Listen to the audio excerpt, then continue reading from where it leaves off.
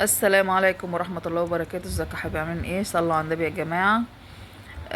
في واحد بعت لي النهاردة بيقول ان هو متجوز واحدة كويسة جدا، فربنا كرمه ببنت 5 سنين وبنت 3 سنين، وقاعدين في بيت عيلة. بيقول حياتنا مستقرة والحمد لله، انا واخدها على حب.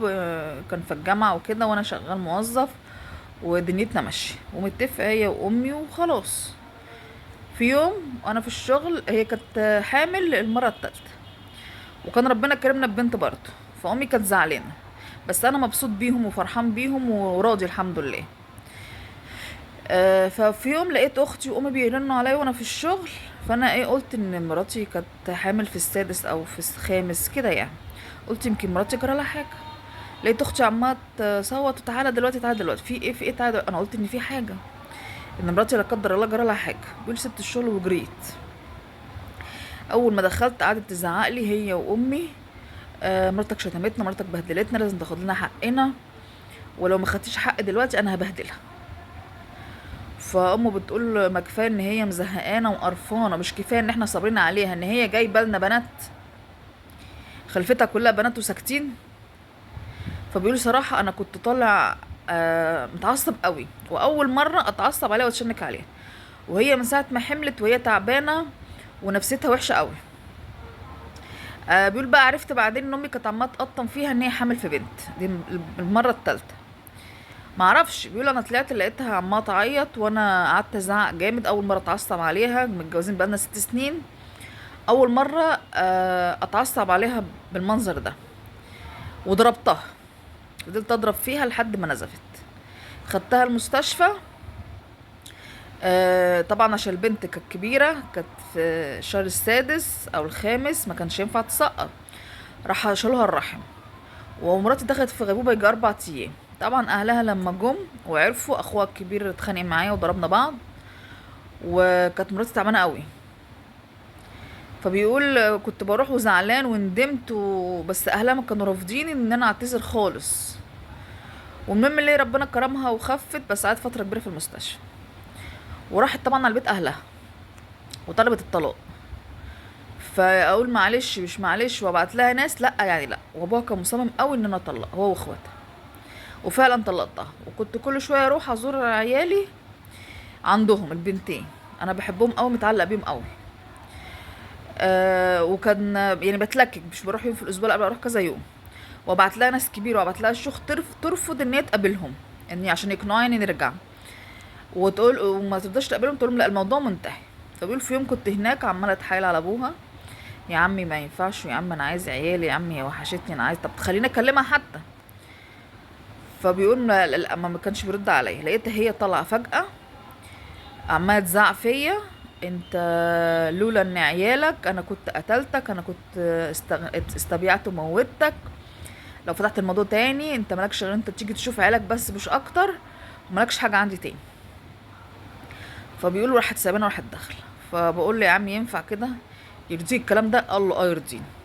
وانت عارف احمد ربنا انت مخلف من بنتي، انت لما كنتش مخلف انت كنت مت، وانت عارف ان انا اقدر اعمل كده. واسمع كلام بنتي، عشان انت لو ما نفذتوش انا هخليها تعمل اللي هي بتقول عليه، او انا اللي هعمل، وانت عارف انت عارف ان انا اقدر اعمل اكتر من كده، بس انت اللي مصبرني عليك ان انت مخلف من بنتي. وبقول لك ايه، وما تجيش غير هو يوم في الاسبوع تشوف عيالك، اكتر من كده مالكش. وما تفتحش الموضوع ده تاني. عاجبك تشوف تيجي تشوف عيالك وما تفتحش الموضوع، عاجبك مش عاجبك خلاص ما تجيش. عشان انا برضو مش عايزه اقفلها عليك عشان خاطر بناتك، البنات متعلقين بيك. طب انا عايز مراتي. قال له مراتك ايه يا ابو مراتك؟ انت افتكرت مراتك دلوقتي بعد ما كنت هتموت بنتي وشات الرحم، يعني خلاص حرمتها من الخلفه. فبيقول انا قعدت اعيط ونفسيتي تعبانه وما بكلمش امي، ما بكلمش اختي، ان انتوا اللي خربتوا عليا، وانا ما ندمت ان انا ما سمعتش لمراتي. انا طلعت تحت فيها كده وخلاص، وقت عليها وخلاص. فانا اعمل ايه؟ تعمل ايه في ايه؟ ما انت تستاهل، انت صاحب يعني ما اسمع. زي ما سمعتم انت، حتى ما سمعتش المشكله ايه. انت كل اللي سمعته بهدلها ومرمطها وخدت لنا حقنا. طب ماشي، هو ايه اصلا؟ مش يمكن هي هم الغلطانين في حقها وطلعت تضرب وخلاص وتشتم وخلاص؟ طب انت ده اسمه ايه يعني ان شاء الله؟ وحامل وتقول تعبانه. اديك خسرت بنتك وخسرت كل حاجه، انت كده هما البنتين امر واقع. الحمد لله رضا، بس كان يمكن عندها كان امل تجيب لك واد مثلا، عشان ما في ربنا ان هي تجيب لك واد، او يا عم مش هتجيب حاجه، بس المهم اللي هي حرة، لكن تشيل حاجه من جسمها غصب عنها بسببك انت وتدخلها في غيبوبه 4 يعني ممكن كانت تموت فيها. ليه ده كله؟ عشان ايه؟ وايه المشكله اللي انت اللي هي عملتها عشان تعمل ده كله؟ انت غلطان، وكمان جاي تتكلم، ما انت وجعتها، وانت ده انت يا لهوي، ده انت قتلتها مش وجعتها.